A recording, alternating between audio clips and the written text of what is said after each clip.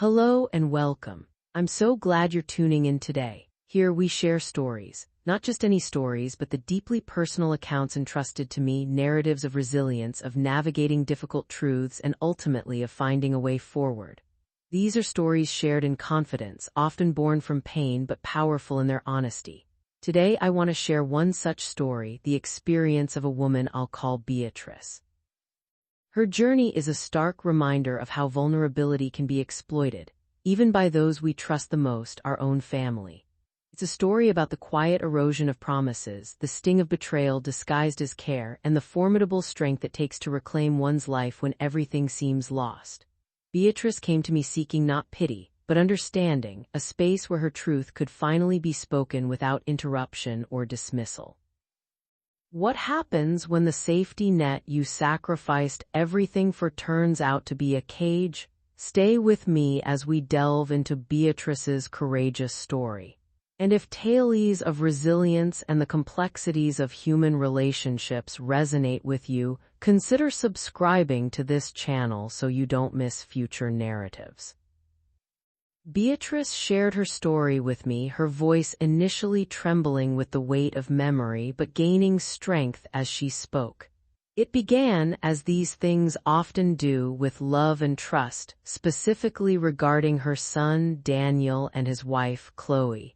She told me, her gaze distant for a moment, remembering the before. The house I lived in for over 40 years wasn't just bricks and mortar. It was the repository of my life with Thomas, my late husband. Every chipped paint mark on the kitchen door frame tracked Daniel's growth spurts. The garden held the ghosts of summer barbecues, scraped knees, and whispered secrets under the old oak tree. Thomas and I had worked tirelessly, finally paying off the mortgage just before he passed away from that sudden heart attack. It was mine, free and clear. My security. My sanctuary. After Thomas was gone, the silence was deafening sometimes, the space almost too large, but it was home. It held him, it held us. Daniel was my only child.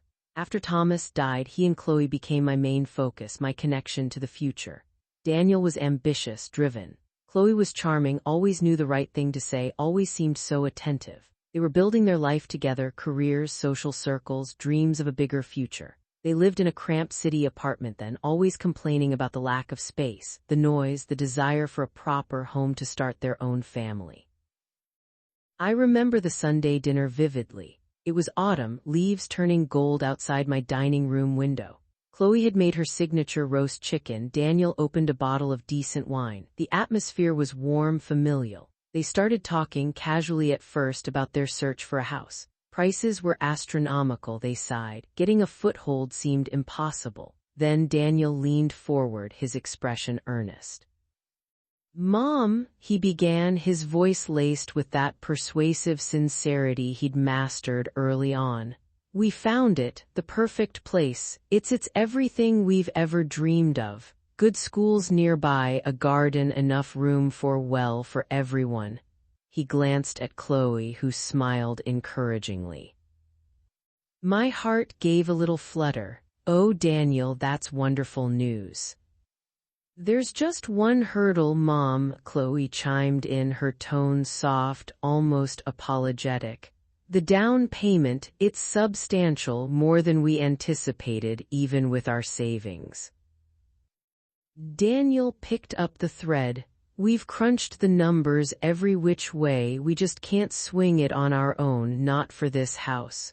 And honestly, Mom, any other house feels like settling, like giving up on the dream." Then came the proposal, delivered with practiced smoothness, layered with appeals to my love, my desire for family, my fear of being alone. "Mom, what if you sold this place?" Daniel asked, gesturing around my familiar dining room. "It's too big for you now, isn't it? All the upkeep, it must be a burden." Chloe added quickly, "We've thought it all through. The new house has this incredible space downstairs. We could convert it into a beautiful, private apartment just for you. Your own entrance, kitchenette, bathroom, everything you need. You'd be close, part of the family every day. We could help you, you could help us with future grandkids, it would be perfect." Think about it, Mom, Daniel urged. No more worrying about property taxes, leaky roofs, mowing the lawn. You sell your house, put that money towards our down payment, a significant chunk, obviously, and you live with us mortgage-free, worry-free for the rest of your life. We'll take care of everything. You'll never be alone. We'll be a proper family unit. The image they painted was seductive. A vibrant home filled with laughter, future grandchildren toddling around my feet, the constant companionship, the shedding of homeowner responsibilities that were admittedly becoming more taxing.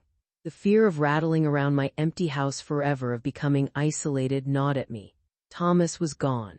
This felt like a chance to weave myself back into the fabric of a family, to be needed, cherished. They showed me pictures of the house online. It was beautiful, modern, spacious. They described the potential in-law suite in glowing terms: large windows, garden access, complete privacy. Like your own little condo, but connected to us, Chloe had said brightly. The promises flowed freely. We'll draw up an agreement, of course, Daniel assured me, though he waved a hand dismissively when I mentioned lawyers. Just something simple between us, family, to put your mind at ease.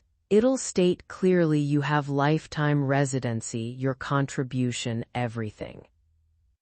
You're investing in our future, Mom, Chloe added, squeezing my hand. And in yours. We wouldn't dream of this if it weren't the perfect solution for all of us. My friends, particularly Martha, my oldest and dearest friend, urged caution. Beatrice, are you sure about this? Selling your home, that's a huge step. Are they pressuring you?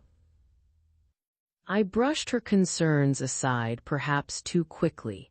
No, Martha, it makes sense. This house is too much for me now, and think of it being with Daniel and Chloe, part of their lives every day. I was already sold on the dream they'd presented, perhaps because I desperately wanted to believe it. The process moved quickly after that.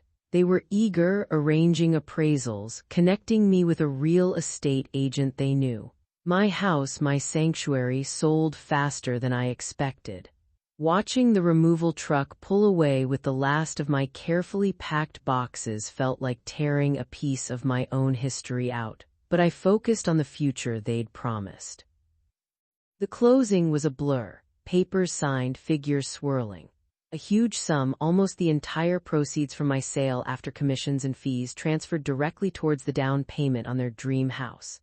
The simple agreement Daniel had mentioned never materialized. When I brought it up gently, he'd said, "Oh, Mom, we're so swamped with the move and renovations right now. It's family, we trust each other, right? We'll sort the paperwork later."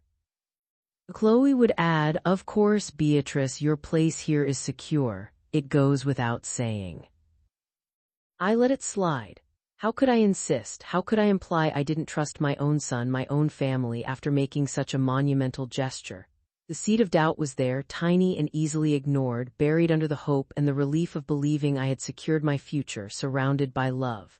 I moved in with them, carrying my suitcases into the space that was supposed to be my new, permanent home, ready to embrace this next chapter.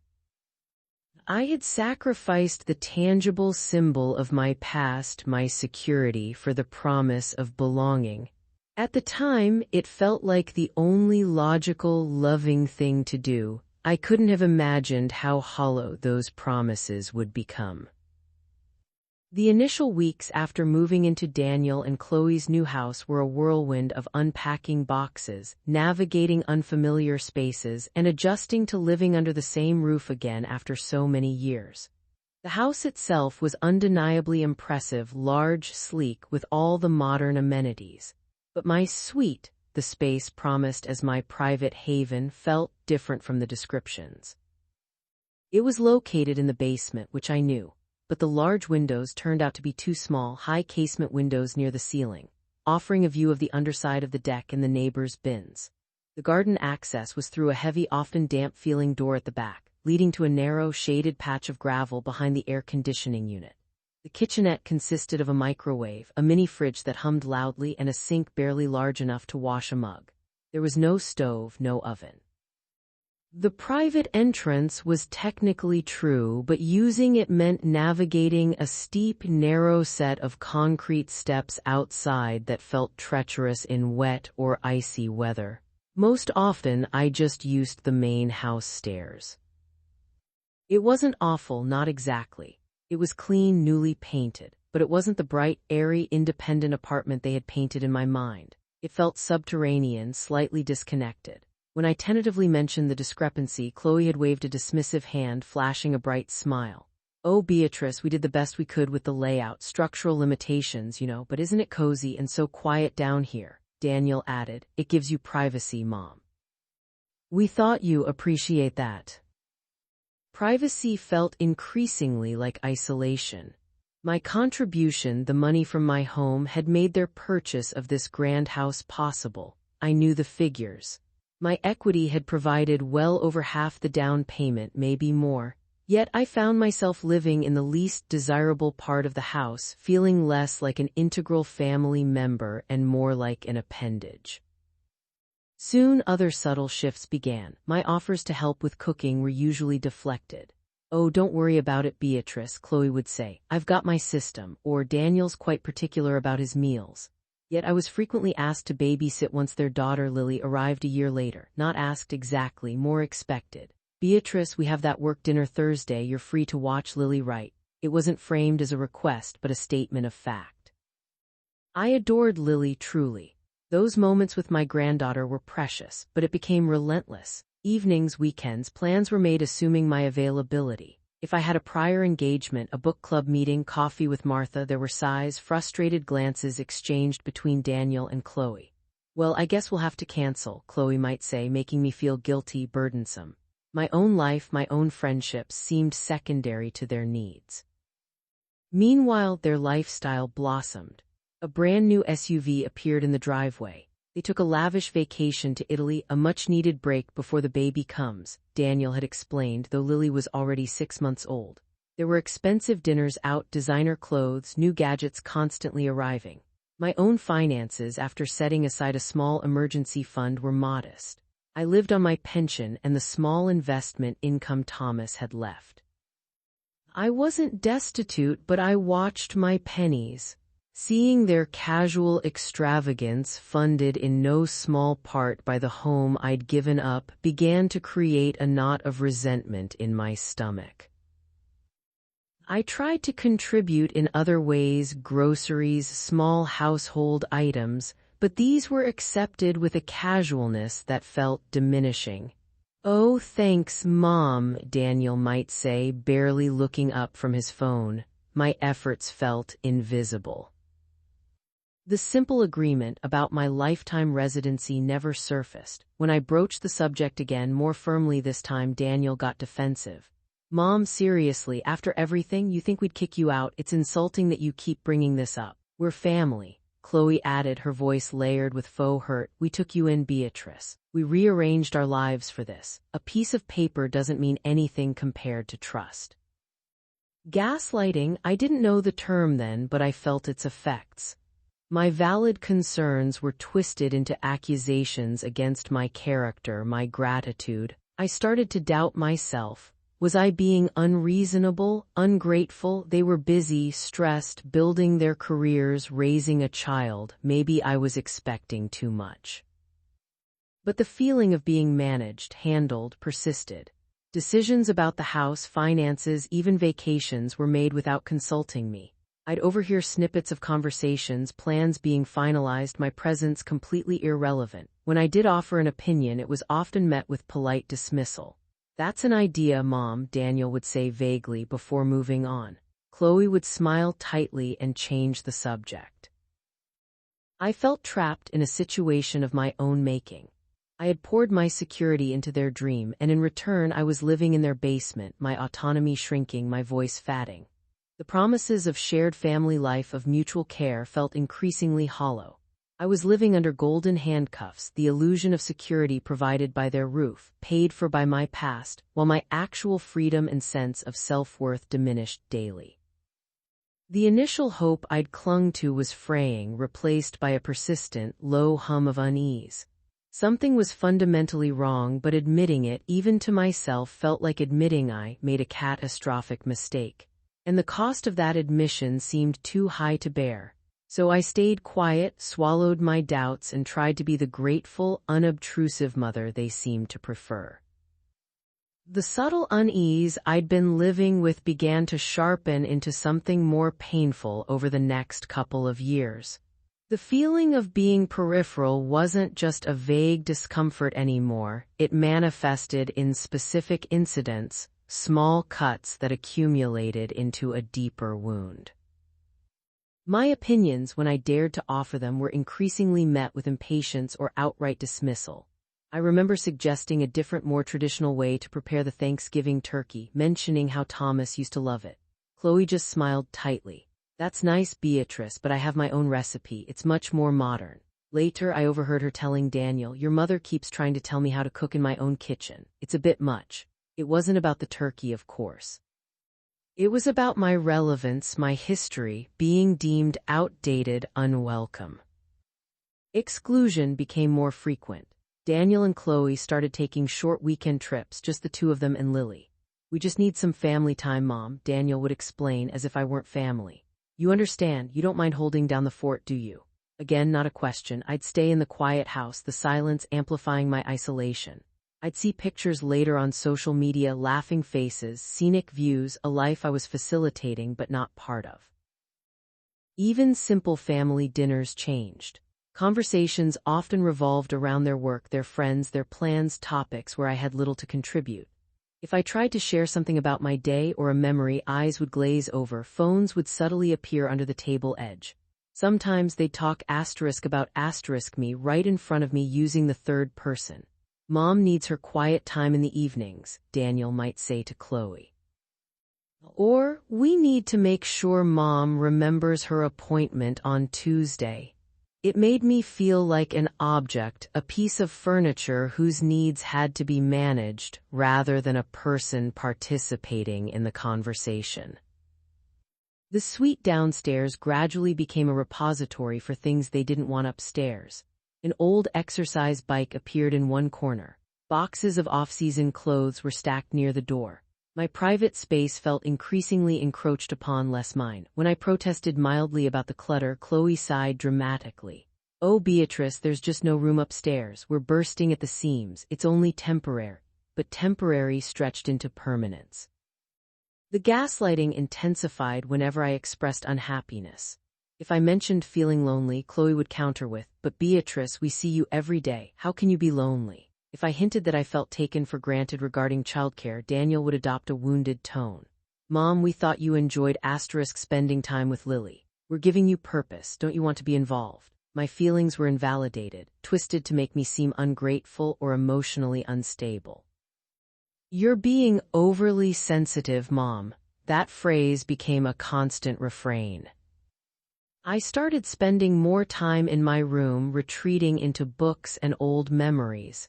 It felt safer than risking the subtle barbs and dismissals upstairs. Martha noticed the change in me during our infrequent coffees.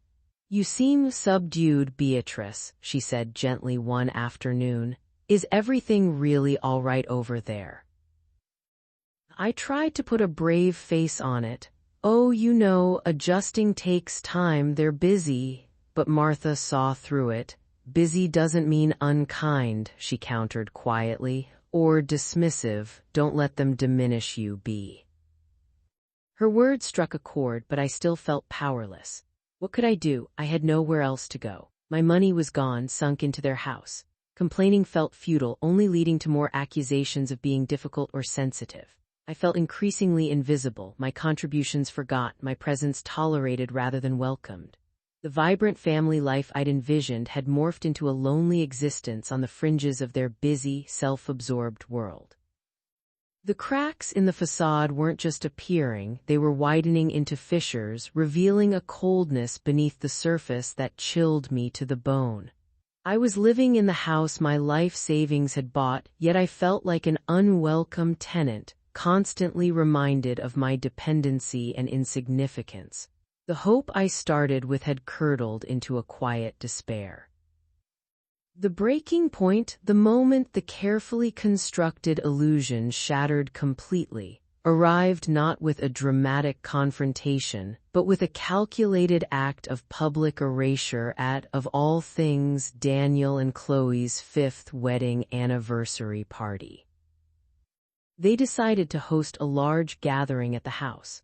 It was meant to be a celebration, a showcase of their success, their beautiful home, their perfect family. Preparations went on for weeks: caterers, decorators, extensive guest lists. I was, as usual, expected to help with Lily, keeping her occupied and out of the way during the frantic setup. I didn't mind that part. Lily was a bright spot in my increasingly gray existence. I had assumed, naturally, that I would be part of the celebration. I even bought a new dress, a modest but elegant navy blue sheath. I wanted to look nice, to feel like I belonged, just for one evening.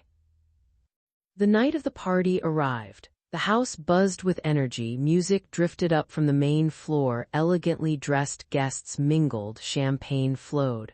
I got Lily settled for the evening with a movie in her room, then took a deep breath and prepared to join the festivities. I smoothed down my new dress, put on the pearl earrings Thomas had given me, and headed upstairs. The main living area and dining room were crowded.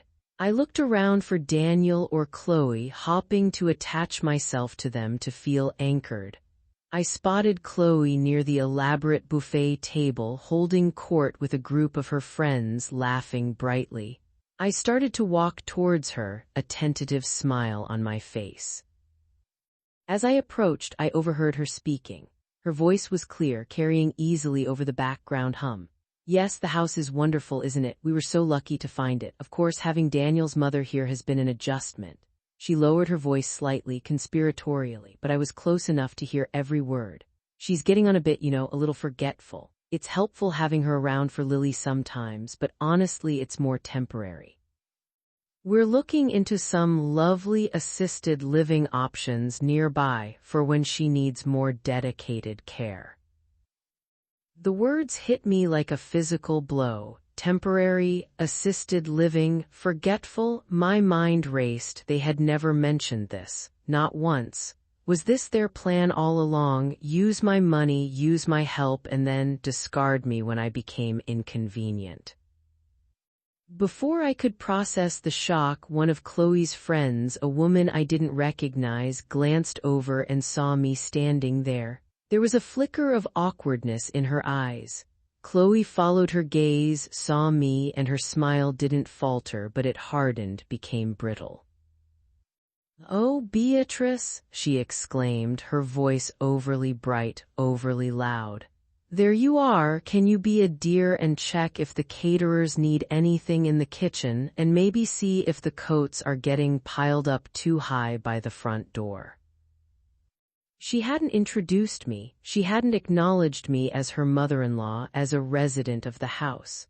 She had, in front of her friends, relegated me to the role of unpaid help. The dismissal was absolute, public. The contrast between her words about assisted living moments before and this casual, demeaning request was staggering. My face flushed hot, the blood pounded in my ears. I looked towards the main dining table set for the inner circle.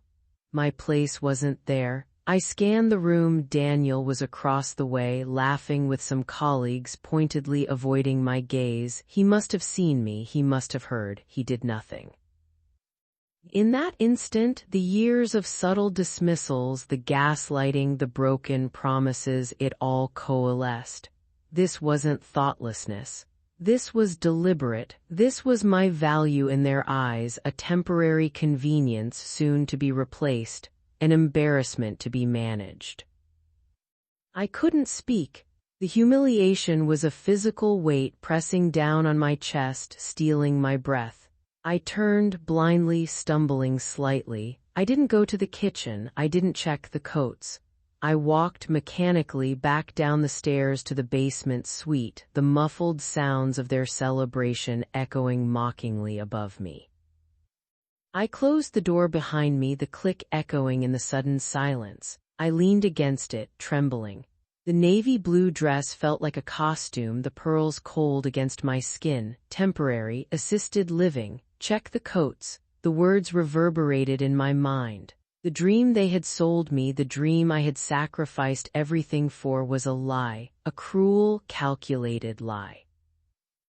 That night, something inside me shifted irrevocably.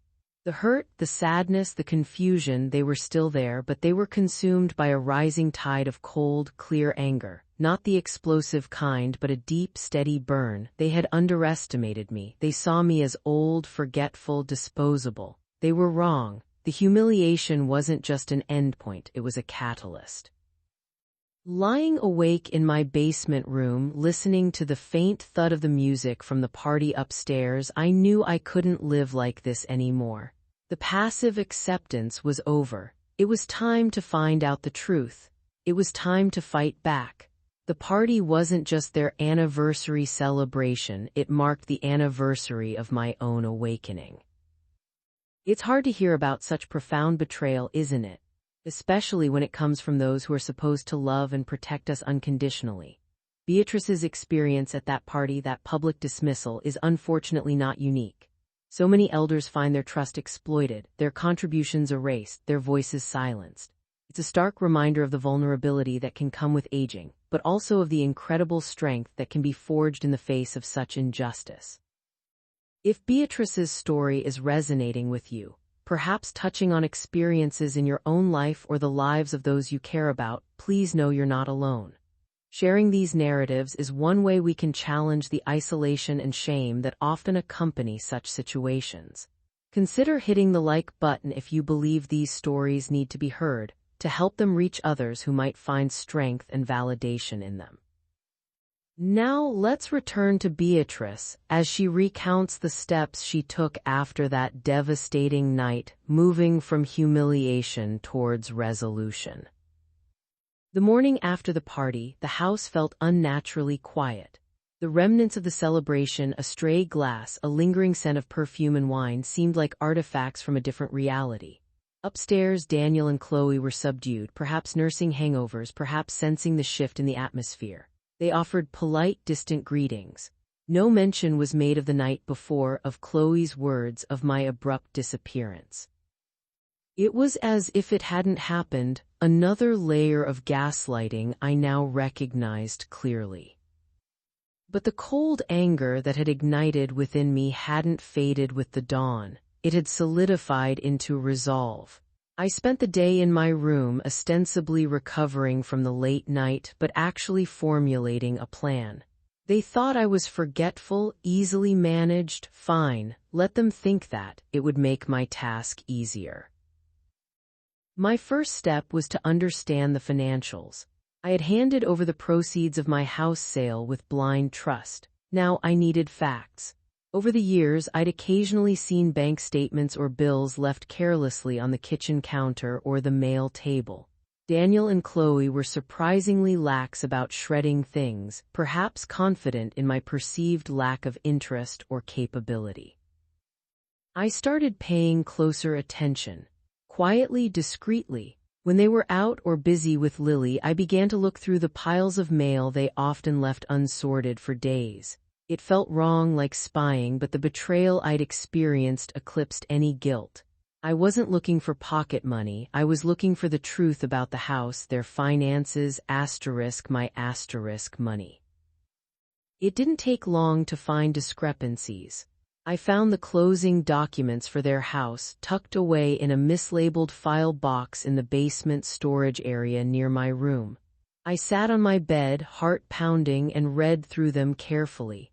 The purchase price, it was significantly less than the figure they had vaguely implied when asking for my contribution. My money hadn't just been a significant chunk of the down payment, it had been nearly all of it, plus some extra that seemed to have vanished into their general funds. Then I found bank statements. Recent ones, older ones carelessly stuffed into drawers. The patterns were sickeningly clear. Lavish spending started almost immediately after they received my funds. Expensive restaurants, designer boutiques, that much-needed trip to Italy, all documented in black and white. There were large regular payments going out too. Car loans for vehicles far more expensive than anything they'd owned before. Credit card bills filled with non-essential luxuries. The most damning discovery came when I found paperwork related to a home equity line of credit they had taken out just 2 years after buying the house. They had borrowed heavily against the equity I had provided. They were living high, leveraging the very asset I had sacrificed my security for, while I lived in the basement on a tight budget, treated like a burden. Each discovery felt like another twist of the knife, but also strangely like a validation. I wasn't crazy. I wasn't overly sensitive. I had been deceived systematically and thoroughly. The image of the struggling young couple needing a leg up shattered, replaced by the reality of calculated exploitation. I started making copies.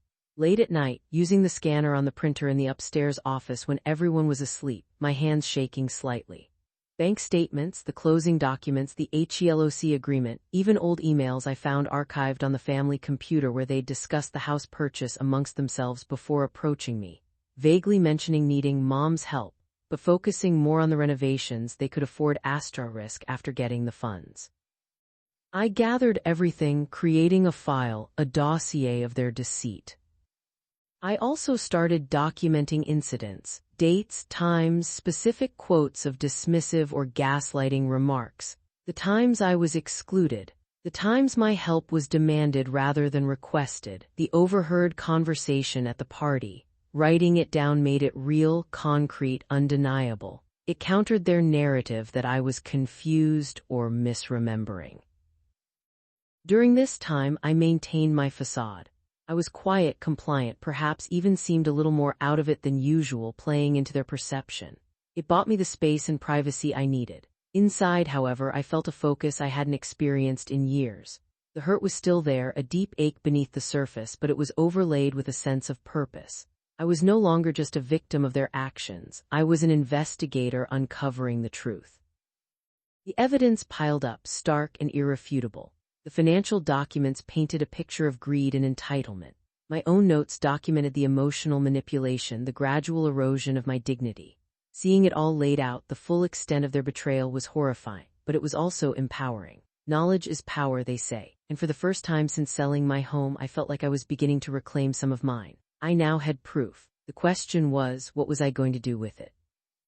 The thought of confrontation terrified me, but the thought of continuing to live this lie, knowing what I knew, was unbearable. Armed with my folder of copies and my documented chronology of deceit, I knew the next step had to be confrontation, not in anger necessarily, but with the cold, hard facts. I waited for a quiet evening a few days after my investigation felt complete. Lily was asleep. Daniel was watching television, Chloe scrolling through her phone, the typical tableau of their evening. I came upstairs, my folder tucked under my arm. My heart was hammering against my ribs, my mouth dry. This was it, no turning back. Daniel, Chloe, my voice was steadier than I expected. They both looked up, mild surprise on their faces. It was unusual for me to interrupt their downtime so purposefully. Can we talk? There's something important we need to discuss. Daniel muted the television, a flicker of impatience in his eyes. Sure, Mom, what's up? Everything okay? Chloe put down her phone but didn't quite meet my gaze. Is this about needing something for your room again? I told you the storage boxes are only temporary. No, Chloe, it's not about the boxes. I sat down opposite them, placing the folder deliberately on the coffee table between us. It's about the agreement we had when I sold my house. Daniel sighed. Mom, we've been over this. There's no need for paperwork between family. You live here, we take care of you. Do you? I interrupted, my voice quiet but firm. Do you take care of me, or do you manage me? Do you value me or tolerate me? Chloe bristled. Beatrice, that's unfair. We opened our home to you. My home, I corrected gently. The home purchased primarily with the entire proceeds from the sale of my home. The home where I was promised a comfortable, private suite and lifetime residency as an integral part of the family. I opened the folder. I laid out the copy of their house closing statement first, highlighting the purchase price and the down payment amount. Then I laid out the evidence of my funds transfer. The math was undeniable. You told me the house was much more expensive, I stated calmly.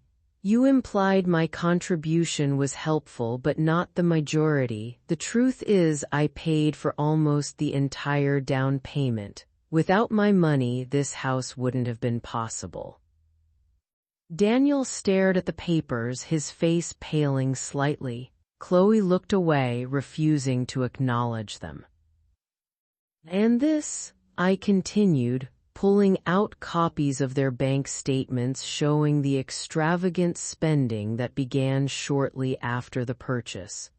And the home equity line of credit you took out against the value asterisk I provided. Daniel finally looked up, his expression shifting from shock to defensiveness, then anger. How did you get these? Have you been going through our things, spying on us? I needed to understand the truth, Daniel, I said, meeting his gaze directly. Because the story you told me, the promises you made, didn't match the reality I've been living. Chloe found her voice sharp and accusing. This is unbelievable. After everything we've done for you, taking you in, putting up with... She stopped herself, but the implication hung in the air. Putting up with me. Putting up with what, Chloe? I asked softly. My presence in the house, my life savings bought, my requests for the basic dignity and inclusion you promised me. We never promised you live here forever, Daniel snapped, his voice rising. It was understood things might change, people's needs change. Like needing assisted living? I asked, the words sharp. I saw the flicker of recognition, of guilt in Chloe's eyes before she masked it. Is that what you tell your friends, Chloe, that I'm just here temporarily, that I'm confused, forgetful? Chloe flushed crimson. I don't know what you're talking about. Oh, I think you do, I said. I heard you at the party just before you asked me to check the coats. The gaslighting started then, fast and furious. You must have misheard, Mom, Daniel insisted. Chloe would never say that. You've been imagining things. You're twisting everything, Beatrice, Chloe cried, tears welling in her eyes, tears I now recognized as manipulative, not genuine. We've sacrificed so much to have you here to make this work. And this is the thanks we get, accusations, spying. It wasn't a gift, Daniel, I stated firmly, cutting through their attempts to derail the conversation. It was an investment based on specific promises, promises of a home, of care, of belonging, promises you have systematically broken. You used my money to fund your lifestyle, leveraging my security for your luxuries while relegating me to the basement and planning my disposal.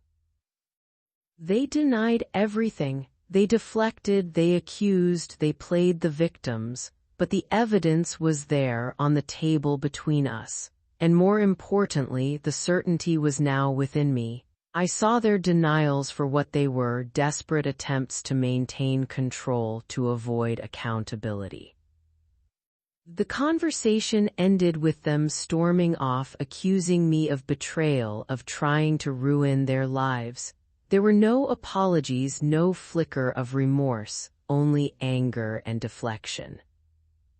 Sitting alone in their living room, the silence heavy, I didn't feel defeated. I felt strangely calm. Their reactions, their lies, had only solidified my resolve. They had shown their true colors irrevocably. There was no going back to the way things were, nor did I want to. The confrontation hadn't brought immediate resolution, but it had drawn a clear line in the sand. They knew that I knew. The power dynamic had shifted. Now I needed help to take the next step. The aftermath of the confrontation was thick with tension. Daniel and Chloe barely spoke to me, their interactions reduced to curt necessities. The air in the house crackled with resentment. It was uncomfortable, but I no longer felt intimidated. Seeing their lies exposed, even just to me, had stripped away their power. I knew I couldn't stay there long-term, nor did I want to, but I also knew I couldn't just walk away and leave the injustice unaddressed. I needed allies. My first call was to Martha. I met her for coffee the next day at a small cafe far from Daniel and Chloe's neighborhood. I laid out the whole story, from the initial promises to the party humiliation, the investigation, the confrontation, showing her copies of the key documents. Martha listened patiently, her expression growing increasingly grim. When I finished, she reached across the table and squeezed my hand tightly. "Oh, Beatrice," she said, her voice filled with a mixture of anger and compassion. "Those rotten, I knew something wasn't right. I'm so sorry you went through this alone for so long." Unlike Daniel and Chloe, Martha didn't question my memory or my interpretation. She saw the deceit for what it was. "You did the right thing confronting them," she affirmed. "And you absolutely cannot let them get away with this. This isn't just unfair, B, it sounds like elder financial abuse." That term startled me, but it resonated. Abuse. It wasn't just broken promises, it was exploitation. "What do I do now, Martha?" I felt a wave of weariness wash over me. "I can't stay there, but I have nowhere else to go, not really, and they have all the power, the house." "No, they don't have all the power," Martha countered firmly. "You have the truth and you have the evidence. What you need is a good lawyer." The thought of lawyers and legal battles felt daunting, expensive, but Martha was insistent. "This isn't about suing them for millions, B. It's about getting back what's rightfully yours, or at least enough to secure your independence. It's about justice. I know someone, Sarah Jenkins. She's sharp, compassionate, and specializes in exactly these kinds of cases. Let me call her for you." Martha made the call right there from the cafe. Sarah Jenkins agreed to meet me for a consultation the following week. Walking into her calm, professional office felt like stepping into a different world, one where facts mattered and my experiences wouldn't be dismissed. I recounted my story again, this time with the folder of evidence spread out on her polished conference table. Sarah listened intently, asking clarifying questions, her expression serious but kind. She examined the closing documents, the bank statements, my notes. "Beatrice," she said finally, leaning back in her chair, "based on what you've shown me, you have a strong case. While the lack of a formal written agreement complicates things slightly, the legal principle of promissory estoppel might apply. You relied on their explicit promises to your significant detriment. There's also a clear case for unjust enrichment. They benefited enormously at your expense under circumstances that are fundamentally unfair." "And yes," she added, echoing Martha, "this bears all the hallmarks of financial exploitation." Hearing a legal professional validate my experience was immensely empowering. Sarah outlined potential courses of action. The first step would be a formal demand letter sent to Daniel and Chloe, outlining the broken promises, the financial contribution, the evidence of exploitation, and demanding a resolution, likely a significant financial settlement to allow me to secure independent housing and compensate for the funds they misused. "We state clearly that if a satisfactory resolution isn't reached," Sarah explained, "we are prepared to initiate legal proceedings. This might involve placing a lien on the house, forcing mediation, or even a lawsuit." The potential cost worried me, but Sarah offered a contingency-based arrangement for a portion of her fees, meaning she wouldn't get paid that part unless we secured a settlement. It made pursuing action feasible. "Are you prepared for this, Beatrice?" Sarah asked gently but directly. "It could get unpleasant. They will likely fight back, deny everything, perhaps even try to discredit you." I thought of the humiliation at the party, the years of feeling invisible, the cold calculation behind their actions. "Yes," I said, my voice firm. "I am prepared. They counted on my silence. They were wrong." Leaving Sarah's office that day, I felt lighter than I had in years. I wasn't alone anymore. I had Martha's unwavering support and Sarah's professional expertise. I had taken concrete action. The path ahead wouldn't be easy, but for the first time I saw a way out, a way towards reclaiming not just my finances, but my life and my dignity. The fight had just begun, but I finally had the right people in my corner. The demand letter from Sarah Jenkins arrived at Daniel and Chloe's house like a detonated bomb. I was downstairs in my room when I heard the raised voices from upstairs, confusion, then anger, then pure panic. Daniel came storming down the stairs a few minutes later, waving the letter, his face contorted with fury. "What is this, Mom?" he yelled, throwing the letter onto my small table. "Lawyers, are you serious? You're trying to destroy us." I remained calm, picking up the pages. "This, Daniel, is the consequence of broken promises and exploitation. I told you I needed the truth. You refused to acknowledge it. Now we address it formally." Chloe appeared at the top of the stairs, tear-streaked but defiant. "You'll regret this, Beatrice, trying to take our home away after everything we've done."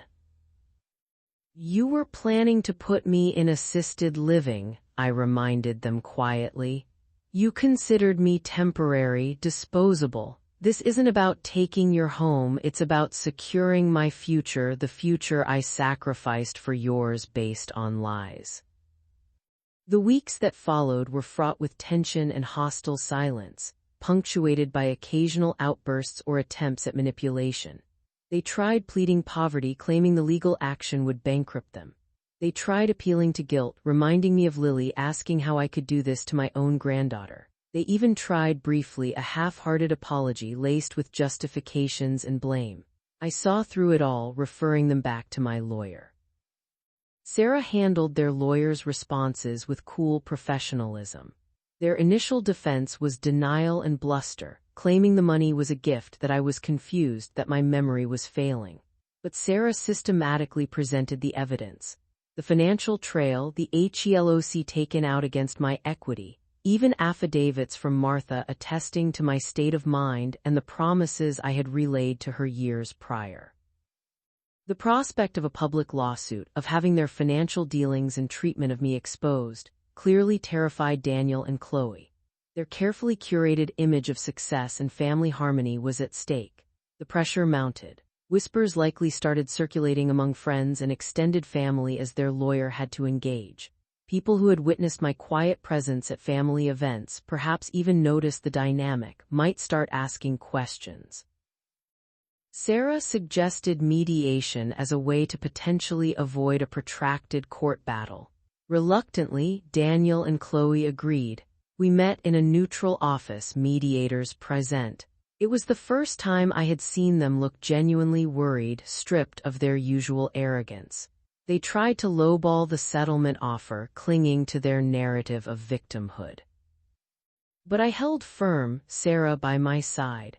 I wasn't demanding every penny back, knowing some was irretrievably spent. But I needed enough to live independently, securely, and a sum that acknowledged the financial value they had extracted and misused. I spoke clearly, calmly, referencing the evidence, refusing to be drawn into emotional arguments or guilt trips. Seeing my resolve, backed by incontrovertible proof and skilled legal counsel, they finally began to buckle. The mediation was tense, lasting hours, but eventually a figure was reached. It wasn't the full value of my old house, but it was substantial enough to buy a small condo in a decent area, cover moving costs, and replenish my depleted savings. Crucially, it included a non-disclosure agreement about the specifics of the settlement, which they insisted on, desperate to salvage their reputation. I agreed. My goal wasn't public vengeance, but private justice and freedom. Signing the settlement agreement felt like severing the final chain. The house, their lives, their opinions of me, they no longer had any hold. I had faced the betrayal head-on, gathered my strength, sought help, and fought for myself. I had refused to be the forgetful, disposable old woman they perceived me to be. I had reclaimed my narrative. The process of moving out was swift. I hired movers, packed my few belongings from the basement suite.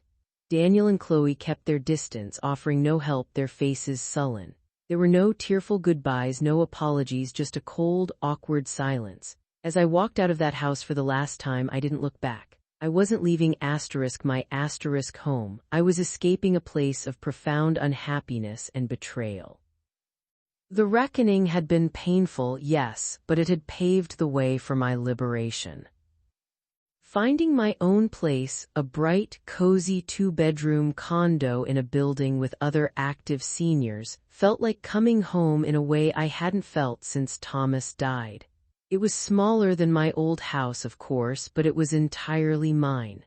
Every decorating choice, every decision about how to spend my day was mine alone. The settlement money, managed wisely with the help of a financial advisor Sarah recommended, provided security. Not extravagant wealth, but enough for comfort, independence, and peace of mind. Enough to know I would never be dependent on Daniel and Chloe or anyone who didn't genuinely value me ever again. The first few months were an adjustment, learning to live truly alone again after the strange, strained cohabitation. But the overwhelming feeling was relief. Freedom. I joined clubs at my new building, a book club, a gardening group, even a gentle yoga class. I reconnected with old friends like Martha more regularly, without the shadow of Daniel and Chloe's demands hanging over me. There was grief, certainly. The loss of the relationship I thought I had with my son and his wife was real and painful. The dream of the close-knit family, the doting grandmother role, that dream had died, exposed as a fantasy built on their selfishness. I mourned that loss, allowed myself to feel the sadness, but the sadness no longer consumed me. I had to make peace with the fact that my relationship with Daniel, and by extension Lily, would likely never be the same. He made a few tentative, awkward attempts at contact after the settlement, driven perhaps by guilt or a sense of obligation, but the trust was shattered beyond repair. I maintained polite but firm boundaries. I would see Lily occasionally,